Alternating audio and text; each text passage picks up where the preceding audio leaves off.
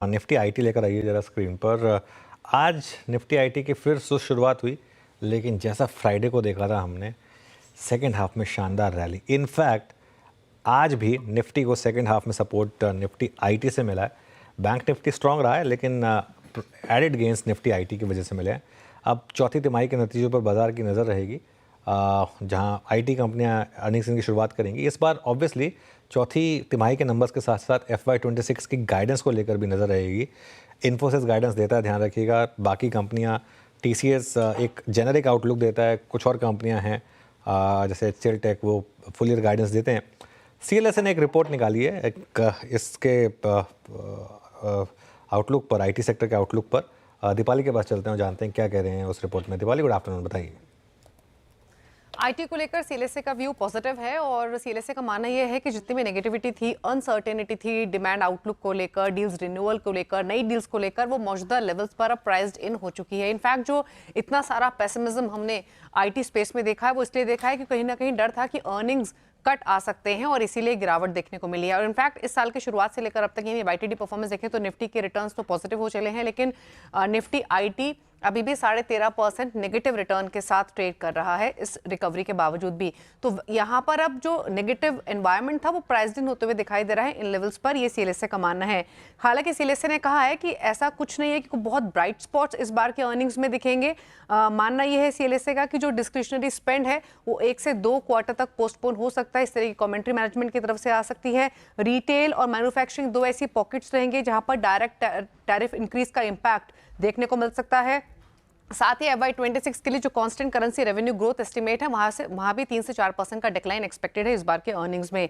CLSA ने इन्हीं सब बेसिस पर जो FY26 के EPS है उसमें कट किया है 1 to 3% का, रूपी डिप्रिसिएशन की वजह से भी। और साथ ही ये कहा है कि इस बार के अर्निंग्स में जो फोकस रहेगा मैनेजमेंट की कमेंट्री में भी, वो रहेगा ऑप्टिमाइजेशन ऑफ डील्स पर, क्योंकि जो एनवायरमेंट है वो अभी भी अनसर्टेन बना हुआ है। अगर स्टॉक स्पेसिफिक देखें तो सीएलएसए का HCL टेक पर जो व्यू है वो पॉजिटिव है। उन्होंने रेटिंग होल्ड से बढ़ाकर आउट परफॉर्म की है और उनका मानना यह है कि FY26 में अपने पीयर्स को रेवेन्यू ग्रोथ के मुकाबले आउट परफॉर्म कर सकता है HCL टेक। वहीं विप्रो, TCS और इन्फोसिस, HCL टेक, इन सब की बात करें तो यहाँ भी सीएलएसए की जो रेटिंग है वो आउट परफॉर्मेंस की है। LTI माइंट्री पर सीएलएसए का मानना है कि जो वैल्यूएशंस हैं वो अभी भी थोड़ी सी रिच बनी हुई है, अंडर परफॉर्म कर सकता है ये, इसीलिए यहाँ पर होल्ड की रेटिंग उन्होंने दी है। लेकिन अगर हम हर कंपनी के रेवेन्यू ग्रोथ एक्सपेक्टेशंस की बात करें तो सीएलएसए का मानना है FY26 के हिसाब से कि इन्फोसिस 2 to 5% की constant currency revenue growth report कर सकती है। एबिटा मार्जिन्स 20 to 22% के बीच में रह सकते हैं। HCL टेक 3 to 5% की constant currency revenue growth report कर सकता है। एबिट मार्जिन्स 18 to 19% पर रह सकते हैं। ओवरऑल FY26 की बात हो रही है। वहीं 0 to -2% constant currency revenue growth guidance रह सकती है विप्रो की तरफ से। तो हर कंपनी की तरफ से अलग अलग परफॉर्मेंस एक्सपेक्टेड है, लेकिन कुछ सेलेक्ट कंपनीज है जो कि बेटर कर सकती हैं। लेकिन इस बार के ओवरऑल अर्निंग्स में आगे के डील आउटलुक पर नजरें रहेंगी और कट्स हालांकि रह सकते हैं एबिट मार्जिन्स में भी और गाइडेंस में भी। बिल्कुल, शुक्रिया मिताली तमाम जानकारी के लिए। तो सीएलएसए को Q4 में कम उम्मीद है आईटी पैक्स को लेकर, कि कुछ ऐसे स्टॉक्स उन्होंने गिनाए जहां पे वो ओवरवेट हैं और कुछ काउंटर्स उनको पसंद आ रहे हैं। अनुज जी, आईटी सेक्टर काफ़ी मार झेली इस पर्टिकुलर सेक्टर ने पिछले कुछ दिनों में, लेकिन आज हालांकि बाजार में रैली जिस तरीके से देखने को मिल रही है, आईटी भी उसमें सपोर्ट करता हुआ नजर आ रहा है। सीएलएसए को Q4 से कुछ खास उम्मीद लग नहीं रही। आपकी क्या रणनीति कहती है, आपका क्या टेक होगा आईटी सेक्टर को लेकर? देखिए, मेरा क्या व्यू है उससे ज़्यादा वर्डिक्ट देता हूँ बाजार क्या कर रहा है। और आई थिंक 2 दिन से बाजार, पहले वो आप एक्सेंचर के नंबर के बाद देखिए, फ्राइडे को मार्केट के पास परफेक्ट रीज़न था कोलैप्स करने का, नहीं किया। खुला नीचे 800 पॉइंट, पूरा रिकवर हो गया और डे हाई पर बंद हुआ। आज फिर खुला नीचे लेकिन रिकवर हो गया।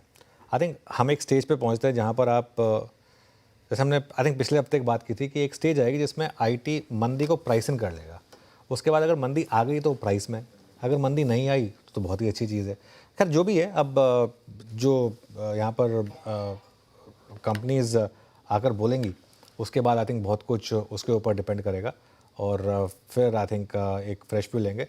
लेकिन ऑब्वियसली अभी भी आई थिंक ये कहना बहुत शायद जल्दबाजी होगा कि मार्केट बस सब कुछ अब नॉर्मल हो गया और यहाँ से सब हंकी डोरी है। लेकिन प्राइस पैटर्न कुछ कह रहा है कि लोअर लेवल पे बाइंग आ रही है। खासतौर से काफ़ी बीट एंड डाउन स्टॉक्स हैं, जैसे ओरेकल फाइनेंशियल है या KPIT है, आई थिंक ऐसे कुछ स्टॉक्स हैं जहाँ पर आप थोड़ी सी तेज़ी आप देख रहे हैं, और इनमें मुझे लग रहा है कि थोड़ा सा मूव्स जो है ना वो आगे जाके और बढ़ सकते हैं, जो स्पेशली जो AI से रिलेटेड कंपनियां हैं। ओरेकल की बात भी हो रही थी, ओरेकल के साथ साथ KPIT, इन 2-3 कंपनियों पर आप नज़र रख सकते हैं। तो ये एक व्यू रहेगा। चलिए, हाँ कुछ कह रही थी आप? जी, मैं ये पूछ रही थी शरद जी से कि कोई ऐसे स्टॉक्स आपको आईटी सेक्टर से पसंद आ रहे हैं? देखिए, हमारा ये मानना है कि पॉजिटिव सरप्राइजेस जो पूरी स्पेस है, जनरली ये करेक्शन के बाद तो मेरा ये मानना है कि जो ओवर क्राउडेड ट्रेड था वो खत्म हो गया है। CLSA जो बोल रहा है लगभग मेरा भी व्यू वही है कि यहाँ से अब इम्प्रूवमेंट की आप गुंजाइश रख सकते हैं अक्रॉस द बोर्ड ज्यादातर आईटी स्टॉक्स में, क्योंकि अब वैल्यूएशन काफी कंफर्टेबल है। लेकिन अगर टॉप बेट्स लेना हो जहाँ पॉजिटिव सरप्राइजेस आ सकते हैं, तो मुझे लगता है आने वाले समय में टेक महिंद्रा एक कंपनी हो सकती है जहाँ जो मैनेजमेंट चेंजेस हुए उसका जो इम्पैक्ट आता है वो मिलता है। और LTIM पे मेरी चॉइस थोड़ी अलग है। मुझे लगता है जो मर्जर से सिनर्जी और बेनिफिट्स वगैरह आने हैं, इतना कम ओवरलैपिंग बिजनेस है दोनों कंपनीज में, उसका फायदा वो जैसे जैसे उठाते हैं वहां पे हो सकता है थोड़ा पॉजिटिव सरप्राइज आपको मिले in terms of deal sizes, in terms of margin improvements.